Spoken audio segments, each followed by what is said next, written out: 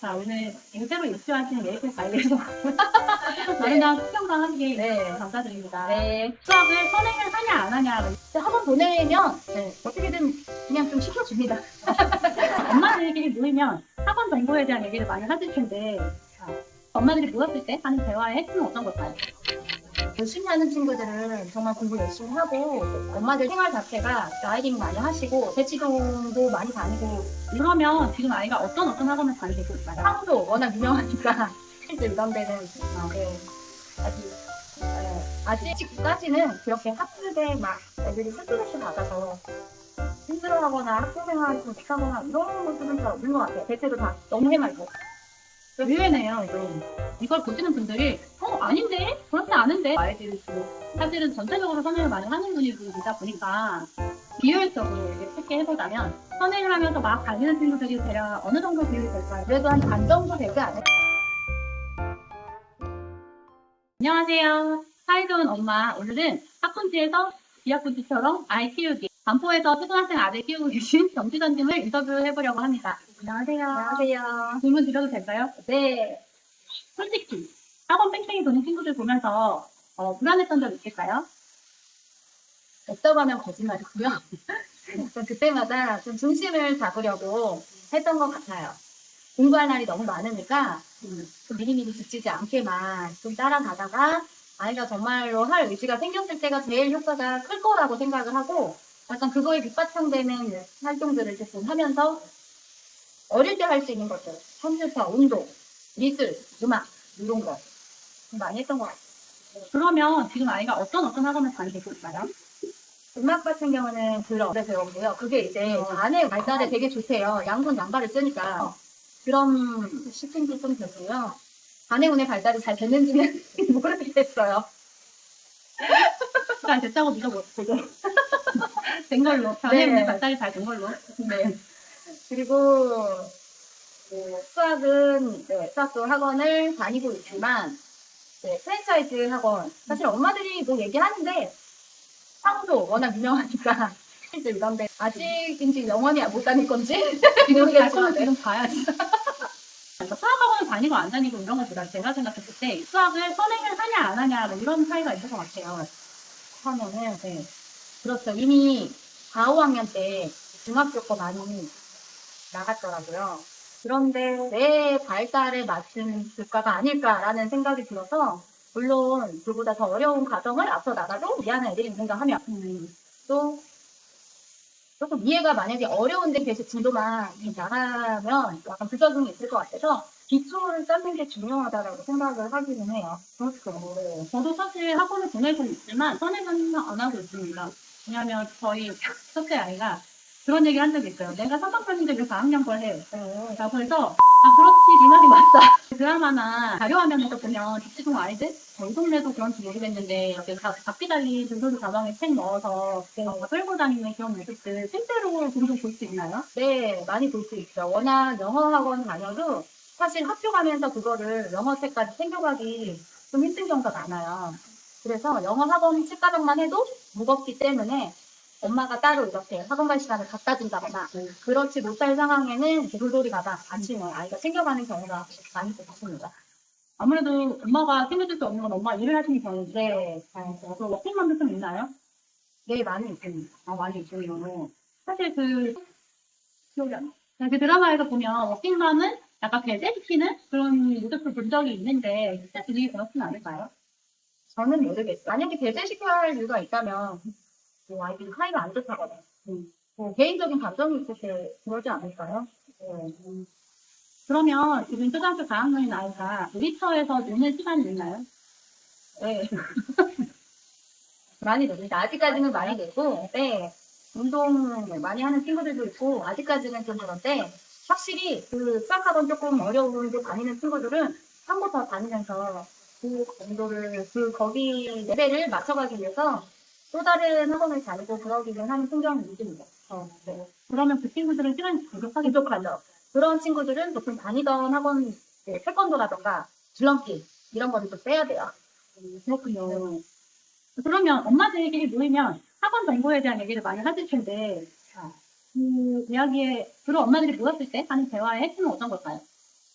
제가 아는 게 없어서 알려줄 수가 없어요. 근데 이제 궁금해서 서로 물어보는 경우는 많이 있어.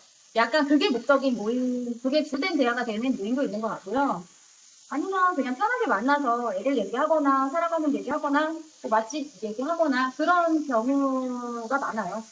저는 오히려 그런 쪽으로 더 자주 보게 되고.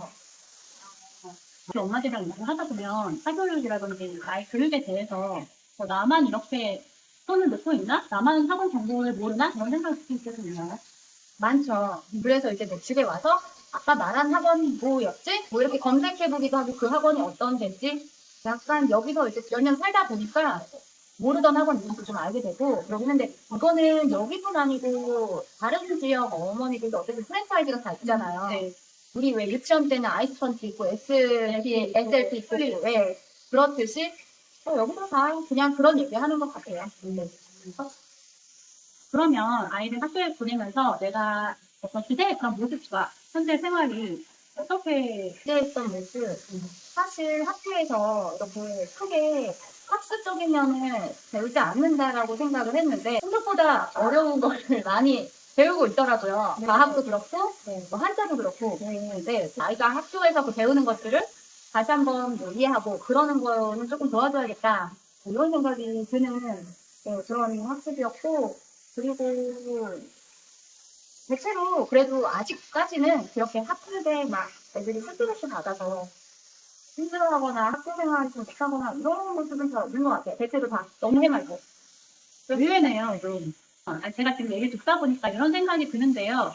이걸 보시는 분들이, 아닌데? 그렇지 않은데? 라는 생각을 많이 하실 수 있을 것 같거든요. 왜냐면 교육관이라는 게 사람마다 다 다르고, 또 아이들이 사실은 전체적으로 선행을 많이 하는 분위기이다 보니까, 이거에 대해서도 어떻게 생각하실까요? 네, 열심히 하는 친구들은 정말 공부 열심히 하고 엄마들 생활 자체가 라이딩 많이 하시고 대치동도 많이 다니고 이런 분위기에 어머니들이 물론 계십니다.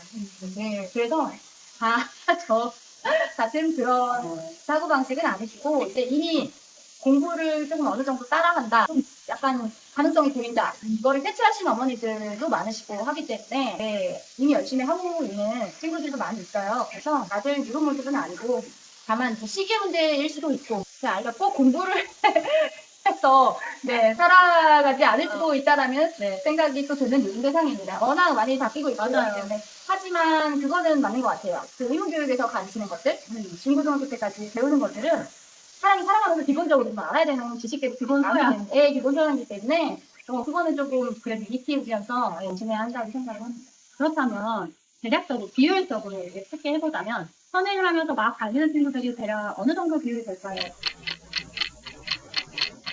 선행은 대부분 하는 것 같아요. 많이 아니고, 대부분 하는 것 같아요. 4분의 3 정도 하는 것 같아요. 네. 근데 거기서 안아서 믿기가 되게 쉽지 않으실 텐데, 저도 아예 안 한다기보다는 선행을 한다고 명함을 내미기 좀 어려운 수준인데, 예를 들어 뭐 4학년이면 5학년 거 정도는 하고, 네. 그런데 5학년 거를 뭐 예를 들어 소화를 못한다, 하는 것을 못하는 것 같다라고 생각을 하면서 이제 시켜보기는 하죠. 네. 네, 그렇죠. 그 정도는 선행이라고 얘기하는 게 약간, 네. 근데 학원 보내면 어떻게든 그냥 좀 시켜줍니다. 못하는 애들도. 학원에 가는 걸로. 네.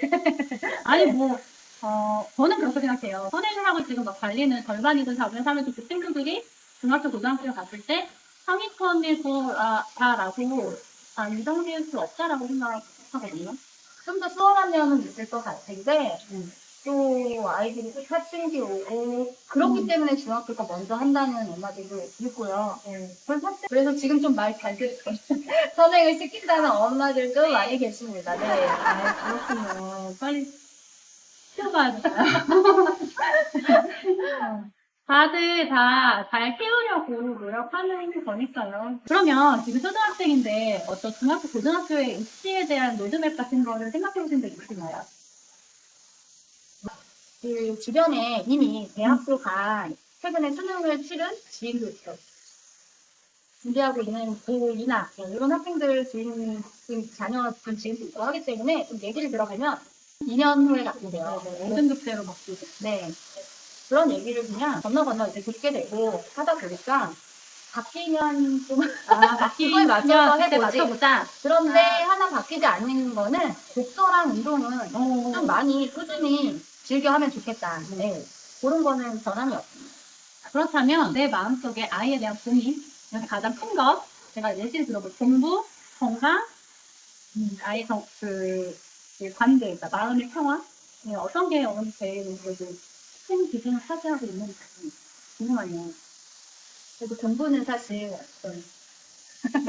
잘하면 좋겠지만 제 마음 살아보니 건강과 건강가 제일 중요하다 그런 생각이 듭니다. 정신도 네. 건강하면 뭐든 다 행복하게 살 수 있지 않을까? 맞습니다. 저도 그런 생각 네. 합니다. 자, 그렇다면 마지막으로 원호님의 교육 철학을 한마디로 해보면 뭐가요? 교육 철학을 주어진 것에 최선을 다하자. 오, 그렇군요. 그래서 이제 뭐 수학 같은 경우도 선행까지는 아니지만 현재 배우는 거는 좀 실수 없이 100점 맞을 수 있게. 네. 뭐 그런 생활을 성실하게 하는 게 네, 중요한 거라고 생각을 하기 때문에 주어진 어떤 일에 이거는 뭐 수학 시험뿐이 아니고 한자를 배우면 그 한자를 그날 하루하루 배운 거를 익히는 데 중요하고 줄넘기나 태권도 다 마찬가지예요. 어떤 걸 배우면 그거에 대해서 최선을 다하는 게 중요하다고 생각합니다. 저랑 되게 저의 가치관과 되게 비슷하네요. 그런 상황에서 최선을 다하고 결과 받아들이고 또 다시 하면 돼. 네, 맞아요. 자, 오늘 새로 입주하시는 메이플 과일에서 나름대로 성장하기 네. 감사드립니다. 네, 감사합니다. 감사합니다.